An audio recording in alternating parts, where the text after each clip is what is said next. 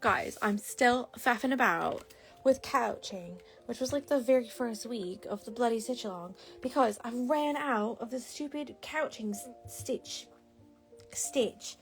color, and I can't find it anymore. So I've just got to pick a new color, I think. I was trying last night in the dark, like literally at nighttime, trying to find the same color. I just couldn't find it. I'd do like 3 or 4 stitches and have to take it out because it was the wrong color in the end. So yeah, annoyed, but hey ho. Right, it's a bit of a boring one today. I hope you will forgive me.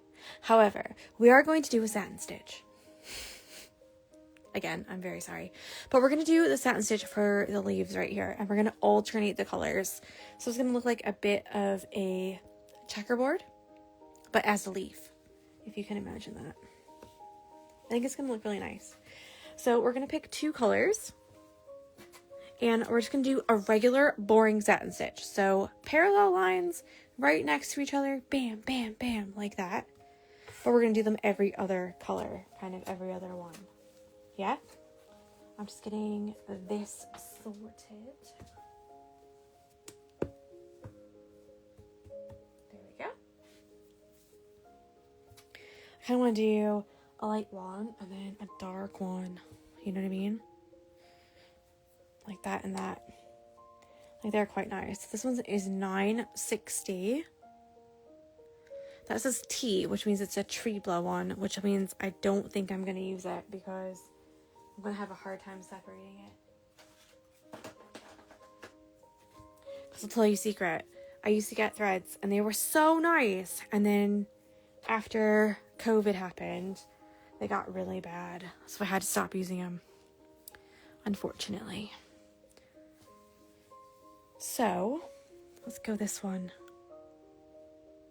We'll do this one and like that one. You know, kind of similar, but like different. Right.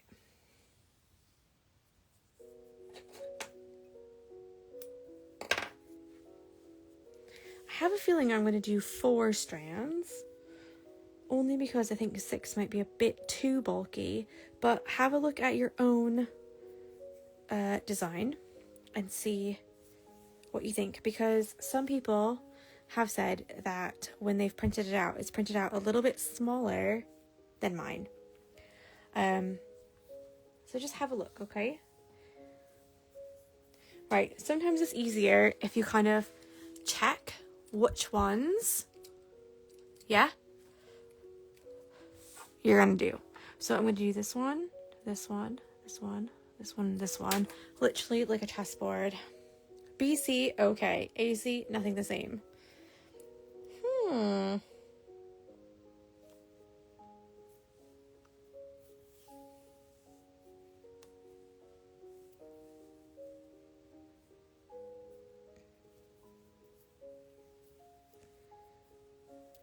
Right, let's have a go. So this is literally going to be like a regular satin stitch, okay? If you need to, do your little guidelines. I love to do the guidelines because I feel like it really keeps me on track. There's nothing wrong with doing guidelines. I actually saw an embroidery artist the other day say, if you do the guidelines, then you're cheating. Oh, before COVID and after COVID. Oh my gosh, that makes so much sense now.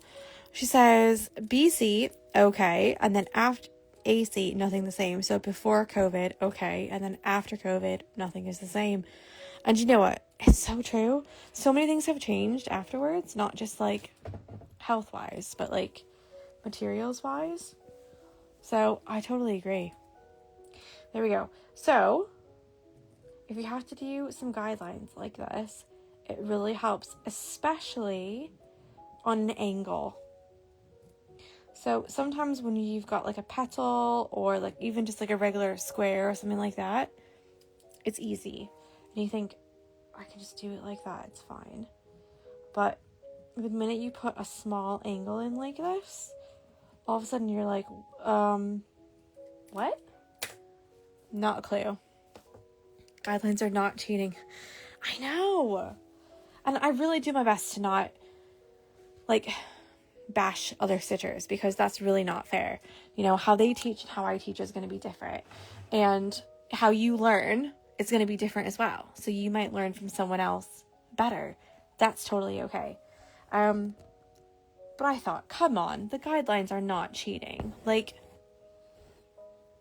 come on. Come on. So we're going to do an old-fashioned satin stitch. You're going to come up on one side, mine's the top, and then down on the other side, so mine's kind of the bottom, like that. I really do think, though, that sometimes, like, you might come to my Stitchalongs and learn a bunch, and you might come to my Stitchalongs and be like, what is she talking about? Like, I've got no clue what she's on about. Like, half the time she doesn't even talk about stitching. Whereas you might come to someone else and think, oh my gosh, I've really, like, connected with them, and I feel like I've really learned a lot, and it's great. So I do think, like, you need to find other people. If you like, find other designs that you like, or other teaching styles or whatever, like, go, you know, find what you love. So all we're doing is you're going to come up on one side and down on the other. And if you look really closely here, you're going to see that they're literally, it's 4 strands, and they're just right next to each other, just laying, just parallel nicely, kind of 1 4-strand width apart. And the back looks exactly the same. So we've got full coverage on the front and the back. Okay. Now there's also a kind of cheat one, thread saver one. Yeah. And that's where you come up right next to where you've gone down. So do you see the difference? Up. Yeah. And then down at the top, like that. And then up at the top and down at the bottom. I'm just going to do a couple like that, and then you can see the difference on the back. Because I tend to do a mix of both of these when I'm stitching, depending on what I need in that area or at that time. So it might be that I'm running out of thread and I only need like 4 more stitches. Like, I can already see there's only a little bit left. I'm going to do a thread saver method because I just want to save my thread. Yeah. I just want to finish it. However, if I've got loads of thread left and I'm going really, really well and getting like a nice parallel line and my stitches are looking really great, I'm just going to keep on going how I'm going, because it's going to give me a really nice finish. Okay. So let me just show you, because this is the end of this color, if you can see. Right there. Okay. Like that. I'm going to flip it over to the other side now. So the beginning was the regular satin stitch, where I did the full coverage on the front and the back. And then the bottom ones, the kind of 4 or 5 stitches after that, you can see there's nothing on the back and there's only stuff on the front. And it's got a tiny little like side stitch. Yeah, just kind of a jump to the side. And then I went the length of the shape and then kind of to the side and then the length of the shape. So obviously I've used a lot more thread in this area than I have down here in this area. However, sometimes when you go to the side like that, your stitches might look a bit weird. They might look a bit warped. They might not lay as nicely. And that's literally because instead of going kind of round and around, it gives a lot of area for your threads to lay nice and flat. Instead, you're going over and then down, which gives your thread like almost like a little weird twist like that, and then down. So sometimes that makes it look a bit strange. I found you can take your needle and give it a nice like a comb, kind of like this. Sometimes that helps to lay them nice and straight. But really, it's just it's just the kind of twist that your threads do. Okay? So it's just kind of something to think about when you're stitching. I've missed a comment here. The point is to learn and share info, not gatekeeping. It's a Zen craft, for goodness sake. Guidelines essential to me. The guidelines are essential to me. Yes, I agree, but also I do accept that you might learn better by someone else. You know what I mean? Can be solved by an outline stitch around after 2 or before. Right, so I was literally just about to say that. Some people like to outline their satin stitch, and that means they do, I'm going to get a color, hold on. I've got blue here. Some people do a stitch like this around the outside of where their satin stitch is going to be, and then that will kind of go, and their satin stitch will lay flat like that. Okay, but the outline stitch first, right there, kind of gives them like a nice straight edge to go around.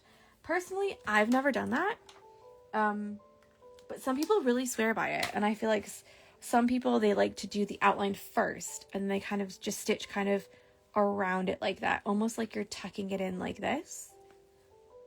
Do you know what I mean? So instead of kind of doing the stitch like that, like pretend like my hoop is the stitch, yeah? So if instead of doing like that, yeah, then kind of they do their satin stitch and they kind of tuck it in like that, kind of around it, yeah, instead of like that. Does that make any sense? I hope it does. I do hope it does. And then the other thing is that if you don't have a nice outline, meaning this area right here, so we've got this part here, yeah, like this, you can always do an outline around the whole thing. So for that one, we're looking at probably a stem stitch, or like a whipped back stitch if you really hate yourself. That's literally just because I don't like whipped back stitch that much. Teresa said, I've started doing that and it works great for me. And she means the outline for the satin stitch. And like, honestly, I think that's great. I feel like once you find something that works for you, it's such a game changer, because it changes a stitch that you didn't necessarily love, or one that you couldn't like make perfect for you, into something that is, you know?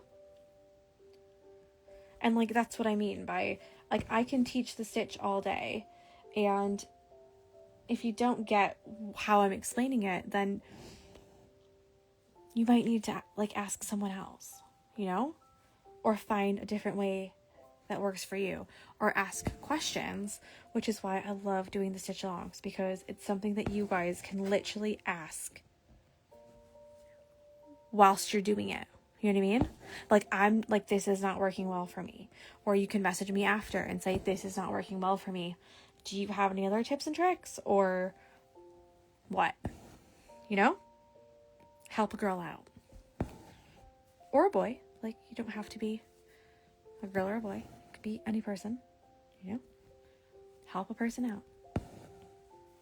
But, just an example.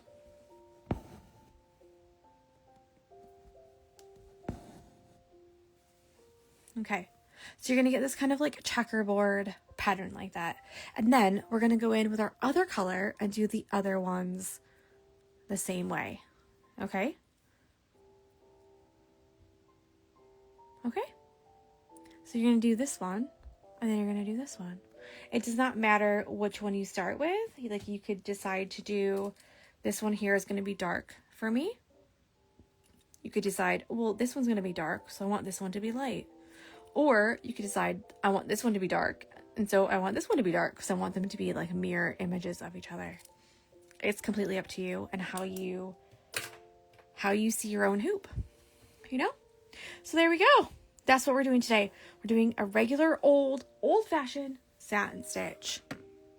Parallel, but on an angle.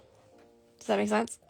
Parallel, but on an angle. So for the bouquet one, we did an angled satin stitch, And for this one, we've done a regular satin stitch. So just want to confuse you a little bit. But there you go. Let me know if you have any questions at all. And yeah, I will see you guys. I'll see you guys tomorrow. Okay? Be sure to tag me for a chance to win a 15-pound credit to my shop. That's like $19, by the way. Okay, I'll see you tomorrow. Bye!